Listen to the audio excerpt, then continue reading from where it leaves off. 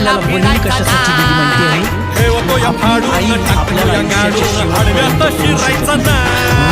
आईच्या मायेची स्मृती भरून काढणारी जगातील एकमात्र व्यक्ती म्हणजे आपली बहीण असते. बहीण म्हणजे आईची प्रत्यक्ष प्रतिकृती असते. म्हणून ज्याला देवाने बहीण दिली ना त्याला पूर्वजन्मी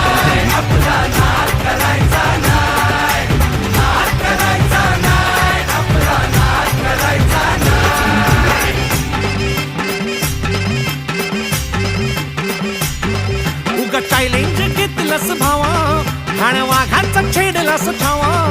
उगा चॅलेंज घेतलंस भावा ठाण्या वाघाचा छेडलास ठावा. भल्या भल्यानं पडलाय भारीन आपल्या हक्काचा गनिमी गावा. भल्या भल्यानं पडलाय भारीन आपल्या हक्काचा गनिमी गावा. मर्दानी छातीचा